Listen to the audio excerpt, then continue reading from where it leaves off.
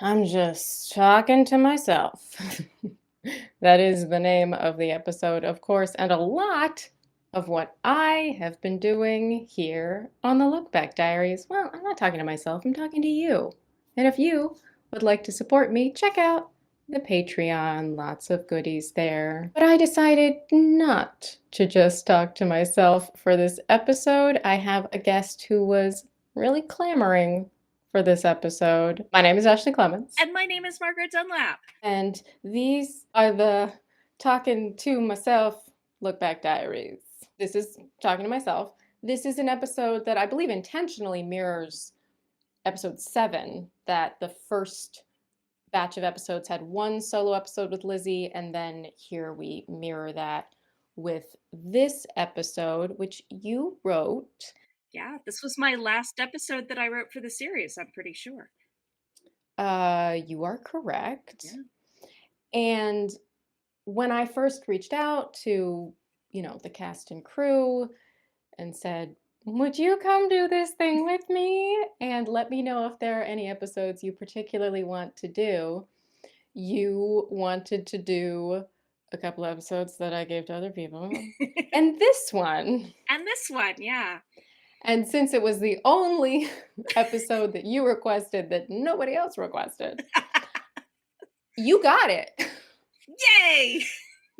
But something that I have wanted to ask all this time is why you wanted to do this one, why you wanted to talk about it. I think this episode sticks out in my memory because it was in that last batch of episodes. I wanted to pick an episode. Let me do something I haven't yet done on this show. I'm going to write an episode that's just Lizzie, and she's going to do costume theater with everybody. And we're going to go back to like having you sit on different stools as we go through. And it felt like a nice kind of throwback and acknowledge, and sort of like it felt like a nice way to kind of wrap up a lot of different stuff that we've gotten to do on the show. Well, and the other lovely parallel, of course, is that the first solo episode is just me ranting about how much I hate Darcy. It's telling the story of the dance and then ranting about it. And it's not a process episode. It's a like I have to tell you the story and I have to like get out my angry feelings and like I need somebody else to feel how crappy this was and how much he sucks. Mm-hmm. And here we're seeing her grapple with something. It's much more of a Shakespearean soliloquy, in as much as those are pretty much all about figuring out what comes next. Yeah. Well, and I feel like that earlier episode, there was also like when we were starting out, there was very much an emphasis on Lizzie is a vlogger and wanting her to sort of interact with her camera like being a vlogger. And at this point, like we're doing more scenes that we're just shooting. We've lost a lot of the jump cut conceits and things like that. It feels much more naturalistic, or you say less mediated by this time we reach it. And then this case, it is a very like she's talking to the camera. It's very vloggy, but at the same time, like you say, it's also not vloggy at the same time. And we see this evolution in Lizzie. We do see her start to just kind of like ask herself open-ended questions on the vlog of just going like, well, what does that mean? And what do I do about that? And here she basically sits down in front of the camera to, I think she even says like, to figure out what to do or something. I'm not sure. Also, what's funny is that the conceit of our show is that like at least 80% of the time she starts to vlog thinking she's going to be alone, and then someone comes in and she's like, oh great, be in my video. Or sometimes it's like, you shouldn't be in my video. But like if she like 80% of the time she sits down to just vlog by herself and gets interrupted, it's really funny then to think that she actually only managed to do a solo vlog Twice. Yeah, it's like no, Lizzie thinks she knows what this episode is going to be about, and then life happens, and this is, right, as you say, one of two times that does not take she place. actually and of course, what I remember as a performer is that I knew I was going to get to do all this costume theater, but it also involved doing costume theater of characters I'd never done before that Yeah. I had to suddenly come up with like new impressions of. We had established a Gigi costume, but Yep. on Darcy, so I had never played Gigi. We realized, never established a Charlotte costume, Nope. and, like, I mean, we even ended up making a joke about the purple hat because there was one episode in which she wore a purple hat, and we decided that purple hat would be what we wore. I remember because I knew we hadn't established a costume theater for Charlotte. And I remember, I think initially in the script, you were just holding up a book that said, "This is my Charlotte costume." And Bernie was like, "Shouldn't it say like Charlotte's book?" I'm like, "No, the gag is the book has nothing to do with Charlotte. She just needs some way to cue the audience that I'm being Charlotte right now." I will say briefly that, and cut us out if it turns out to be extraneous, but A, thank you for comparing my work to Shakespeare. I'm never going to complain about that. But I think you're right also because one of the things that you generally can't do in screenwriting is really just have a character talk about how they're feeling. And Mm, one of the nice things about our format and about this episode in particular is it's just Lizzie talking about what's going through her head, which is like usually the cardinal sin of screenwriting is a character just sitting there saying, "I'm going to tell you what I'm thinking right now." But in this format, in this moment, it works. And that was a fun thing to get to do. well, and in that way, there are elements of the Lizzie Bennet Diaries that do feel more like a play Yeah. because, as you said in early look backs, we had to do a lot more telling than showing. Hmm. But, if we were moving the camera, we could do things like, a tight close up on Lizzie on her phone, like scrolling through those photos that Gigi took of them in San Francisco, and, a tight close up on her face of, whatever emotion was going on.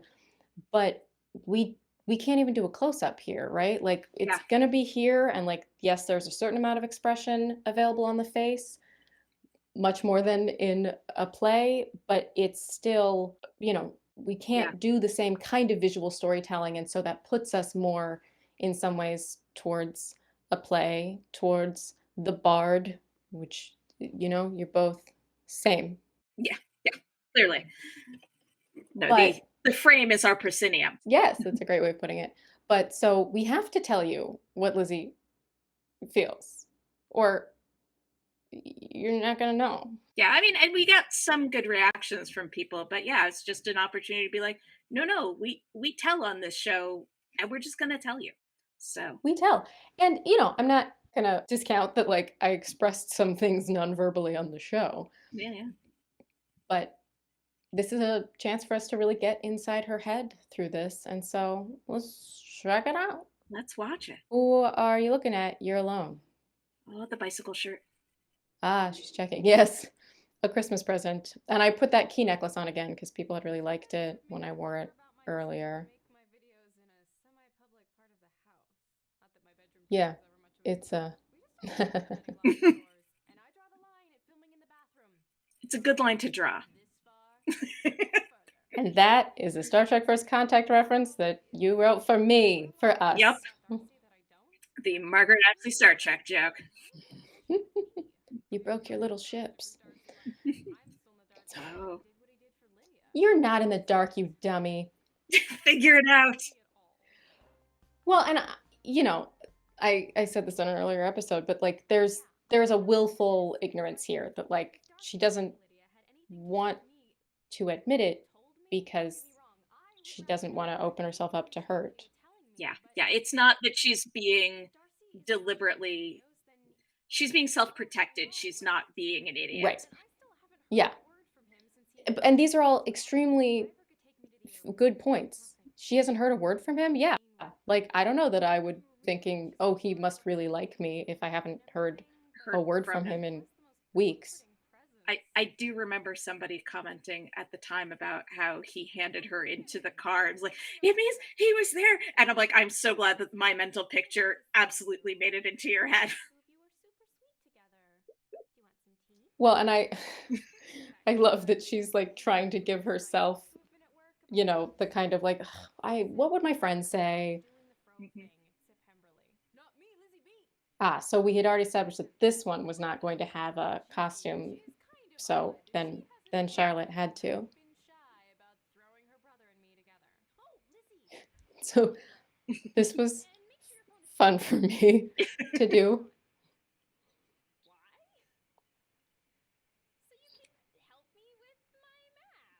I do remember trying to like really kind of exaggerate her chaotic energy in episode 78. Yeah.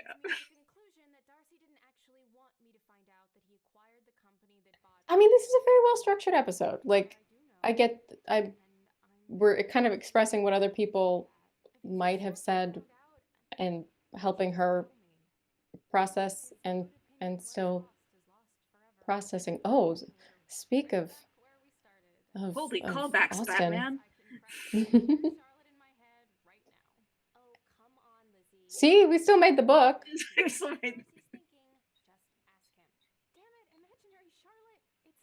Imaginary Charlotte, like it's very. And also, like, what's fun here is that it is coming from Lizzie as well. I mean, even though Charlotte did say some of these things in episode 93, but here Literally said it. she's tapping into her own fears there of Mhm. going like, aren't you just afraid of rejection? Oh, what are oh yeah, yeah.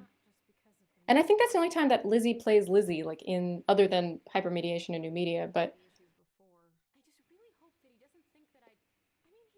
that I do the plaid me. Well, I don't know how if you haven't talked to him. Yeah. Maybe he can't reach out to you because he's afraid that you would feel obligated now. And that also reiterates a line that she's kind of been learning through all of this, right? Talking to the internet, not the same as talking to people. So, oh, we pick up the phone, we make a phone call. It is extremely bold. Oh, oh no, we filmed it. Oh no, you're so bad on the phone. So awkward. This is not bad. She's I love that. You're like, oh no, I didn't like what I said there. That was terrible. Lizzie takes on a little bit of like the chaotic energy from Gigi there in that end of like, I don't know. That kind of cringe, kind of like, oh god, I don't want to touch this. You did a lot of really good lifting in that episode. Like, there's a lot of mental Thank you. transitions that you're making that aren't necessarily in the words and carrying that through. And that's one of the things that I really love writing for you, because I always knew I could put those in and you would find those moments, not unique among our cast, but especially anchoring it. And it was always nice. It's like, no, Ashley's gonna find the through line there. And if you couldn't either, you could ask me about it, and sometimes I would change the line because it was too big a leap. But just that the thoughtfulness that you're always putting into your performance there is why I knew I could write an episode like that for you and you'd be able to do it. Well, thank you. It is my job, but thank you. You're welcome. No, I'm gonna take it. I tend to do that a lot when people are like, "Wow, that thing you did in that was impressive." I'll be like, "That's literally my job," Yeah. but not everybody's good at. So I'll try to take praise, Hmm. to be a good role model in Yeah. taking praise. But you gave me such a fun playground in that episode. I do remember being really excited about that episode because, as I said, we had done one solo episode before, but that was extremely different in tone. Hmm. And which isn't which is not to say that I didn't enjoy doing that one as well, but that is just like really about like being mad. And this one has so many levels because she's working through something, and I love that the way she chooses to work through something is to consider, wait, what would people that I trust tell me? Yeah. Because I think that's actually a great technique, especially sometimes we really want to talk to that person, and they may not be available, and we can go like, well, wait, the reason I want to talk to them is because they would talk to me like this Yeah. about this.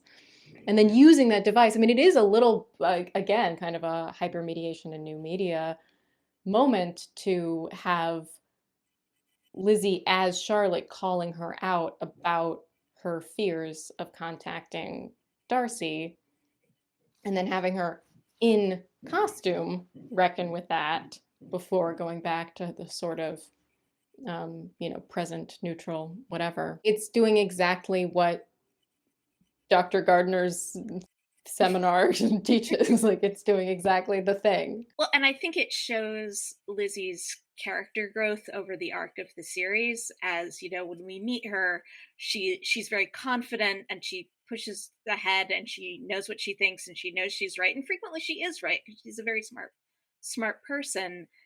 But we've watched her But sort of, biased, perhaps perhaps, prejudiced.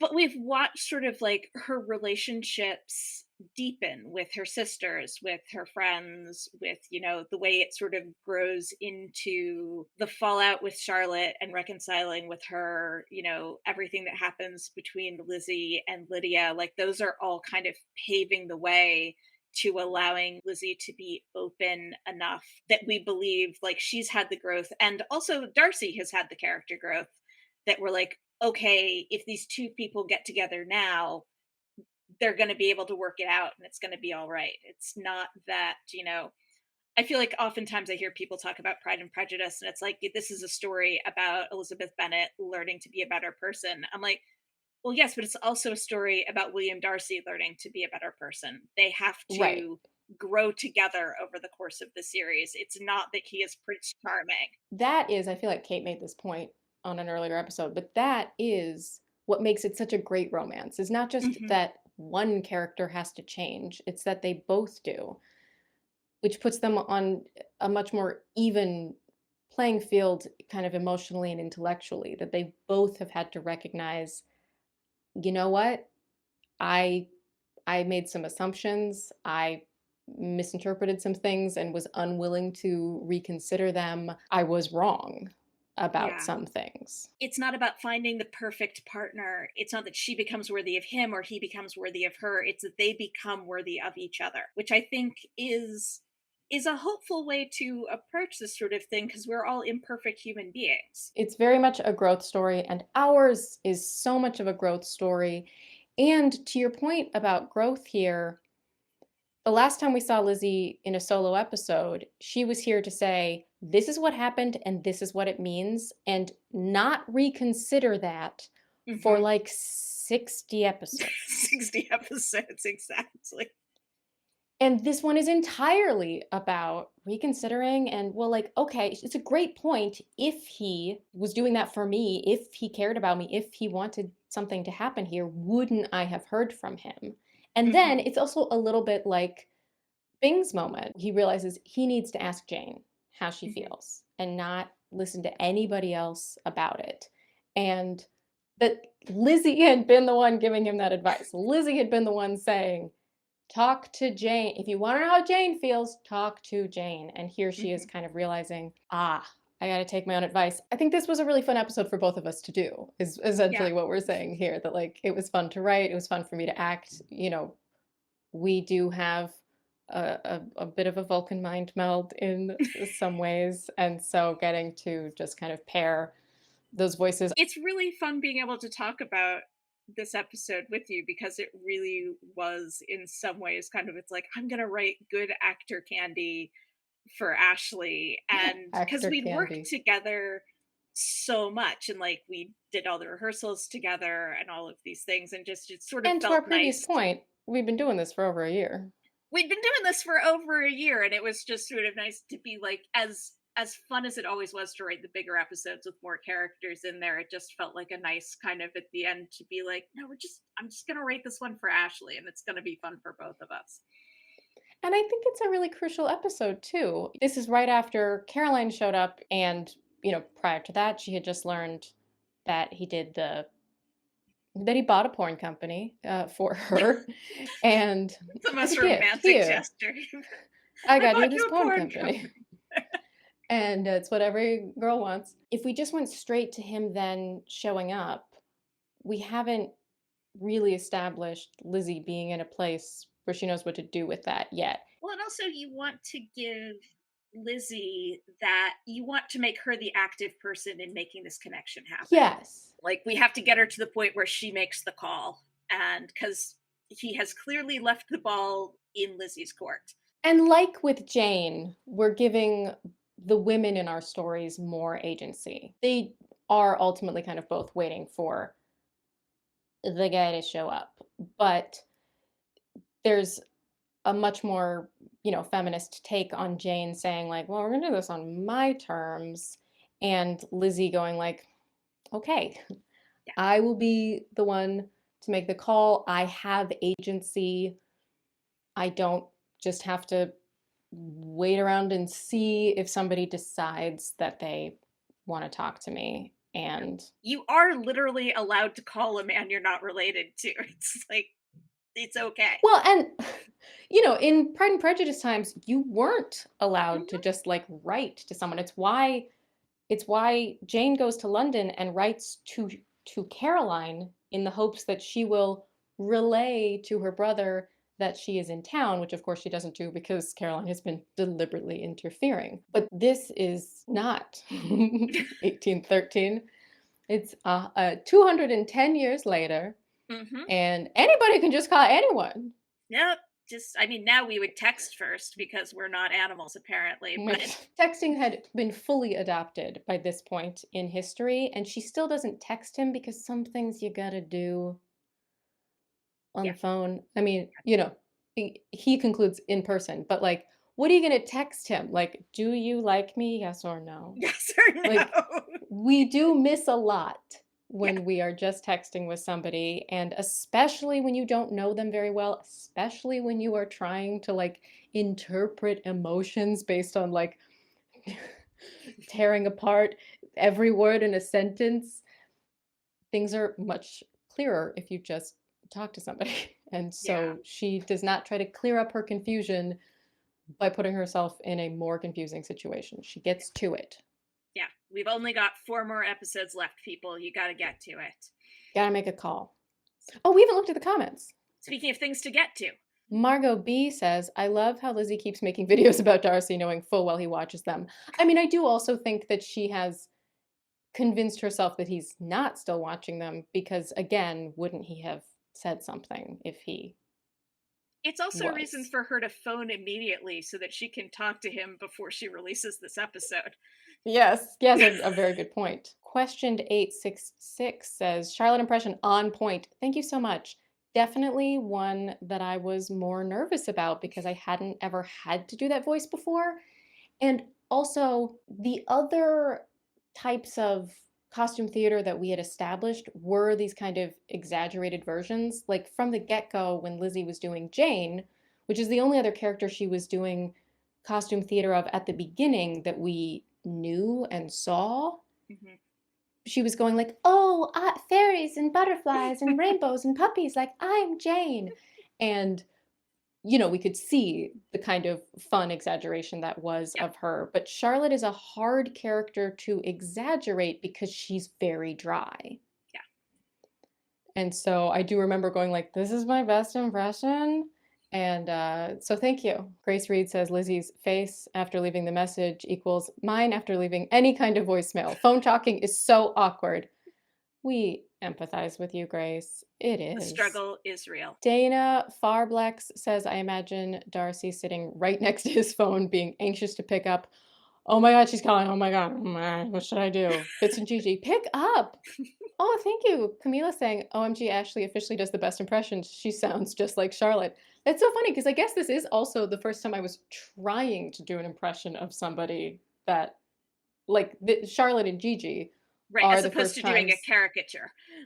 Right, right. I mean, I still did a caricature of Gigi because it was easy to exaggerate because she'd had a very exaggerated moment. Yeah. Yes, you nailed it, Lilies. This whole video is Lizzie trying to figure out how to tell Darcy that she loves him. You nailed it. Yep. Got it in one. A plus, pat yourself on the back years later. Viola Garris says, I don't understand Darcy at all. I think that's a really big moment for Lizzie. She gets into all her problems because she assumes she can understand people after a first impression. And for her to admit that even after all these months, she can't understand someone is incredible growth on her part. Yeah, I mean, that calls back to what I was saying earlier, right? That the recognition of like, I cannot know what Darcy thinks unless I talk to him. And being secure enough to be okay with that uncertainty, which I don't think Lizzie was when we first meet her. Right. I mean, the other thing that and this is a show don't tell moment, but by picking up the phone and leaving her awkward voicemail and then feeling blah about it, the reason she feels blah about it, sorry, if you missed it, that was blah, Mhm. is because she's having to be vulnerable in a way that could lead to her being hurt. Yeah. And it's very important that she take that step, that she show that vulnerability, because she won't really have earned it if Darcy just showed up and was like, "Hey, I don't know if you like know what I did for you. No big if you don't, but like I did it all because I love you and I just wanted to check in where we are with that." Like he already took the big risk. He did that, 36 episodes ago when he burst in and just absolutely shit the bed on how to tell someone that you love them. That you love them, yes. But despite how bad he was at it, that required incredible vulnerability. And here Mhm. we see Lizzie meet him in her vulnerability. Yeah, he's And built his walls back up a little bit, and it's time for Lizzie to make the first step this time. to make it safe for him Mhm. to let his guard down because he was brutally rejected and very hurt. Like he's Yeah. already been through that. It was a really bad proposal, as we refer to it, but it was also a brutal rejection. Whew. She was like, I don't even want you to be able to walk out of here. I'm going to maim you with my words. I'm going to let you know how bad this was, just in case there was any illusions on that score. You think I might love you? To be clear, I hate you. Here's why. I Yeah, have a bullet point. it's rough. Yeah. I made a list, and so it's her turn. It's very much her turn to take a risk, and she does after she's worked through her thoughts in a very fun way that we both Yay. enjoyed doing. Oh, it's been so nice looking back with you over Oh, again the course of about a year. So, I know. I did kind of mirror this project. Truly, the best part of doing the Look Back Diaries has been how much I've gotten to reconnect with dear friends, especially after the isolation of COVID. And so I'm so grateful to you for showing up so much to Look Back and for all your insights. They love them too. They love hearing from the writers because you can offer a very different perspective and you know things I don't know. And obviously, you are also just very smart and interesting and made enormous contributions to the Lizzie Bennet Diaries. If you love the Lizzie Bennet Diaries, you love Margaret Dunlap, and I love oh, Margaret Dunlap, and I'm so glad that you could be a part of this with me. yay. And I love you back. It has been, I think we've talked about this, but it's really nice having some distance looking back and looking at the project. Again, it's been really nice to sort of reconnect with each other and to the work. Yeah, we have a lot more perspective on it now.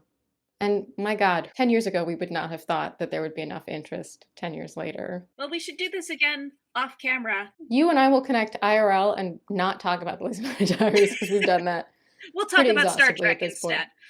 That's that's important. Yes. Thank you. All right. Thank you. Bye bye.